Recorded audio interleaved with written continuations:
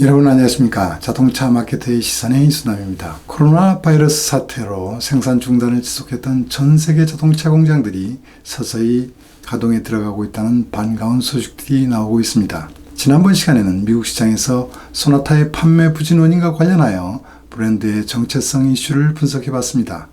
한국 시장에서도 K5가 소나타 판매를 앞서고 있는 상황이 벌어지고 있습니다.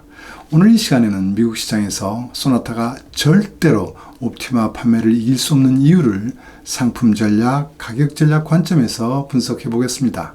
기대가 되신다면 구독과 좋아요 부탁드립니다. 여기는 캘리포니아에 있는 유명한 금문교입니다. 우리에게 잘 알려진 캘리포니아주는 미국 50개 주 중 최대 인구와 생산력을 자랑하는 주입니다. 아시아계 히스패닉계 이주민이 많고 부자들이 많은 지역이라고 할 수 있습니다. 이런 특성으로 인하여 이 지역에서의 자동차 판매에도 특징적인 요소가 있습니다. 그 중 하나는 메르세데스 벤츠, BMW, 렉서스 등 프리미엄 브랜드들이 이 지역 내 마켓쉐어가 미국 전체의 마켓쉐어보다 2배 정도 높습니다. 테슬라의 경우는 전미 마켓쉐어보다 4배가 높은 편입니다. 그리고 대중 브랜드에서의 리더격인 토요타와 혼다의 마켓쉐어도 미국 전체의 마켓쉐어보다 1.4배에서 1.5배 높습니다. 반면 미국 브랜드들과 최근 부진에 빠진 닛산의 경우는 0.6에서 0.7배 정도밖에 안 됩니다.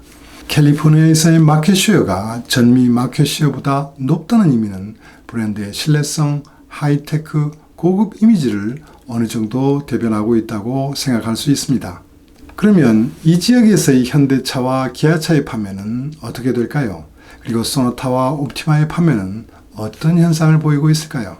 현대차는 미국 시장에서 16년에는 기아와의 판매 대수 차이를 12만 대 이상으로 벌렸으나 19년에는 7만 3천 대로 축소되었습니다. 반면 캘리포니아 시장에서는 18년부터 기아의 판매가 현대를 7천 대 정도 앞지르고 있습니다.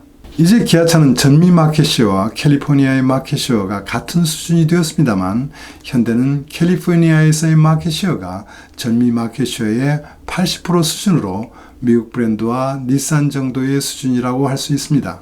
기아 옵티마의 판매는 19년 전 미국에서 소나타를 역전하였지만 캘리포니아 지역에서의 옵티마 판매는 일찍부터 소나타보다 앞서왔습니다. 우리가 알지 못했던 기아 옵티마 판매의 비밀에는 어떤 전략이 숨어 있을까요? 소나타와 다른 어떤 실행 전략이 있었을까요? 네, 있었습니다. 피터 슈라의 영입 후 최고의 걸작으로 평가되었던 옵티마가 미국 시장에서 런칭되면서 기아의 이미지를 확 바꾸면서 판매가 급신장하게 되었습니다. 11년 9월 현지 생산을 시작할 예정이었던 옵티마는 보다 높은 판매 목표 대수를 달성하기 위한 강화된 전략이 필요한 상황이었습니다. 이러한 상황에서 기아는 옵티마 고객 반응 조사를 실시했습니다. 옵티마 고객 프로파일을 조사했더니 놀랍게도 BMW, 메르세데스 벤츠, 아우디 등 프리미엄 브랜드를 탔던 고객들이 바꿔 타고 있는 현상을 알게 되었습니다. 이런 리치한 고객들을 좀 더 확보하기 위하여 그 고객들이 원하는 요소들을 강화하는 전략을 수립하게 되었습니다. 이름하여 SX 리미티드란 최고급 사양을 개발했습니다. 그 당시 미국 고객들에게는 생소했던 LED 데이타임 러닝 라이트와 전자식 파킹 브레이크를 추가했습니다. 이 사양들은 한국과 유럽 시장에서는 당연히 있는 사양이었습니다만 당시 미국 시장에서는 프리미엄 브랜드들 정도만 운영하고 있던 사양이었습니다.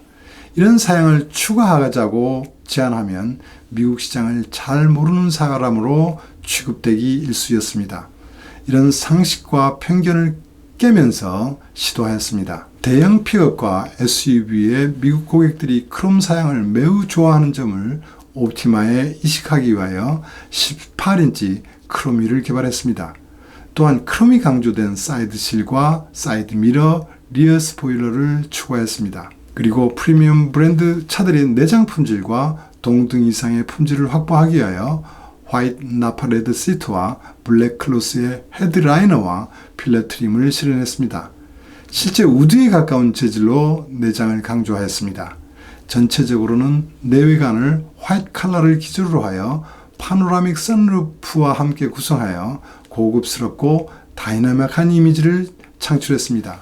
그리고는 그 당시 기아 브랜드로서는 꿈이 가격대에 있던 3만 불 이상으로 가격을 포지셔닝하면서 전체 옵티마 판매 대수의 10%를 판매한다는 과감한 계획을 수립했습니다. 이렇게 개발된 차라고 해도 단순하게 쇼룸에 전시하면 판매가 되겠습니까? 슈퍼볼 광고 등 이노베이티브한 광고를 추진하였고 이 차를 판매할 딜러에도 선택과 집중의 전략을 시행하였습니다. 우선 판매 가능 지역을 선정하여 최상의 능력을 갖춘 딜러들을 선별하여 그들에게만 판매하도록 하는 정책을 시행하였습니다. 차 사양에 걸맞는 딜러 분위기와 판매 능력을 우선하였고 좀 능력이 되는 딜러들에게는 좀 더 부자들이 많이 사는 쪽으로 쇼룸을 이동할 것을 설득하였습니다. 저는 이러한 사양 운영과 가격 정책을 업마켓 전략이라고 불렀습니다. 2009년 기아차 브랜드의 이미지는 티어 3에 있었기 때문에 지속적인 성장을 하려면 가격을 올리면서 판매 대수를 확대하는 전략과 함께 브랜드 인지도를 올려야 하는 전략이 필요했습니다. 이렇게 추진한 첫 사례가 미국의 옵티마 SX 리미티드였다고 할 수 있습니다. 이러한 전략의 추진 결과는 매우 놀라웠습니다. 먼저 좀 더 부유하고 전문적 직업을 가진 젊은 층의 고객을 확보할 수 있었습니다. 이에 따라 브랜드 인지도와 이미지는 급속하게 개선되어 갔고 프리미엄 브랜드에서 트레이드인 되는 차종 증가가 그것을 증명해주고 있었습니다. 또한 ALG에서 평가하는 중고차 가격도 구형 모델 대비 20%포인트로 크게 개선할 수 있었습니다. 옵티마를 런칭하면서 지속적으로 실시했던 고급화 전략은 실거래 가격도 인상할 수 있었습니다. 옵티마의 평균 실거래 가격은 08년 토요타 캠리 대비 26% 낮았었는데 2011년에는 토요타 캠리보다 높아졌습니다. 이런 업마켓 전략은 타 차종으로 확산되면서 기아의 비보조 인지도를 견인하는 데 큰 역할을 하였습니다. 업계 평균 대비 그리고 현대차 대비 열세였던 비보조 인지도는 드디어 13년 1분기 조사에서 앞지를 수 있었습니다. 이러한 전략과 노력들이 판매 푸시 정책으로 중간에 잠시 흔들렸던 기간도 있었지만 재고 관리를 포함한 높은 관리 능력 회복으로 올 1분기 현대차보다 많이 파는 기반이 되었다고 생각됩니다. 역시 미국의 4월 판매에서도 기아는 현대를 앞질렀습니다. 이번에 개발한 소나타의 상품 전략에 여러 가지 전략적 고려되어야 할 요소가 충분히 반영되지 않았기 때문이라고 생각이 됩니다. 현대차는 제3세대 플랫폼으로 신형 엔진을 탑재한 소나타를 런칭했습니다만 결론적으로 말씀드리면 소나타의 엔진 운영 전략에는 미국 시장의 특성을 제대로 반영하지 못한 것으로 보입니다. 토요타 캠리는 시장 리더의 전략으로 미국 고객들에게 전통적으로 선해왔던 4기통 2.5리터와 V6 3.5리터 엔진을 계속 유지하고 있습니다. 2016년 새롭게 개발한 엔진은 세계 탑 레벨의 출력과 연료율을 고차원으로 양립시킨 다이내믹 포스 엔진으로 토요타는 적극적으로 홍보해왔습니다. 혼다 어코드는 캠리를 추격하는 입장에서 엔진 배기량 다운사이징 노선으로 차별화를 추진했습니다. 1.5리터 터보 엔진과 2.0리터 터보 엔진을 운영하고 있습니다. 닛산 알티마는 3위 전략으로 토요타와 혼다의 엔진 전개의 중간 지점에 있다고 보입니다. 4기통 2.5리터의 엔진과 양산형 세계 최초의 가변 압축비를 갖는 VC 2.0 터보 엔진을 운영하고 있습니다. 반면 소나타는 새로 개발된 2.5리터 엔진을 기본으로 하여 다운사이징된 1.6리터 터보 엔진을 설정하였습니다. 1.6리터 터보 엔진은 오토워즈에서 닛산이 VC 2.0 터보 엔진과 함께 10 베스트 엔진에 선정되기도 했습니다. 그러나 타사 경쟁 모델 엔진 전기와 비교하여 보면 보시는 것처럼 소나타의 엔진 전개에 눈에 띄는 점이 보입니다. 경쟁 모델에 탑재되어 있는 엔진 간 마력 차이가 60마력 이상이 되고 있는데 소나타의 경우는 11마력밖에 차이가 나지 않습니다. 소나타의 2.5리터 엔진과 1.6리터 터보 엔진 간의 재료비 차이도 거의 없어졌는데 이 작은 마력 차이로 트림 레벨을 전개하는 것은 쉽지 않은 일인데 왜 현대차의 소나타는 이렇게 설정했을까요? 경쟁사보다 더 강력한 2.5L 터보 엔진이 있었음에도 말이죠. 첫 번째 생각되는 점은 과거 연장선에서 안일한 상품을 기획했다고 보입니다. 밸류를 강화하다 보니 여러가지 안전사양이 기본으로 들어가면서 코스트 상승 압박이 되었다고 보입니다. 좀 더 코스트 부담이 되는 2.5L 터보 엔진을 탑재하는 대신에 기존에 해왔던 대로 엔진을 전개했다고 볼 수 있습니다. 두 번째는 N 브랜드를 고려해서 소나타 N9에 2.5L 터보를 탑재하기 때문에 N9의 임팩트가 약해질 것을 고려했다고 생각할 수 있습니다. 만약 이렇게 결정했다면 상품 기획 담당자들이 본질을 우선하지 못한 우를 범한 것이라고 생각됩니다. N9의 판매 비율은 작을 수밖에 없고 철저하게 이미지를 견인하는 차가 되어야 하는데 마치 볼륨차를 파는 것 같은 상품 기획을 했을 수도 있습니다. 토요타는 TRD라는 고성능 이미지를 대변하는 서브 브랜드를 운영하고 있습니다만 캠리에 탑재되어 있는 V6 3.5L 엔진을 활용하고도 충분히 사업을 추진하고 있습니다. N 브랜드를 활용한 현대차 이미지 변신의 높은 목표는 이해할 수 있지만 기초 기반을 단단히 하지 않고 N9만 강조하는 것은 사상 누각처럼 보일 수도 있습니다. 기아 K5 옵티마는 과거 2.0L 터보를 먼저 적용하면서 소나타와 차별화를 추진했던 일이 있습니다. 이번 신형 옵티마의 기아의 상품 담당자들은 철저하게 소나타와 차별화하는 전략과 고객 니즈를 적확화하는 컨셉으로 1.6L 터보와 2.5L 터보 엔진을 설정하였습니다. 이 부분이 소나타보다 분명하게 시장에 임팩트를 더 주고 기아의 고객들은 기아의 컨셉을 잘 받아들일 것입니다. 또 하나의 취약점은 기본 트림 엔진 2.5L 탑재차의 연비를 기존 차에 비해 개선했음에도 불구하고 경쟁사 대비 열세한 점에 있습니다. 지금 미국 고객들에게 연비는 가솔린 가격이 가장 싼 시기라 크게 문제가 되지 않습니다. 그러나 미국 시장에서 판매하는 자동차 업체들은 미국 기업 평균 연비 규제를 만족해야 합니다.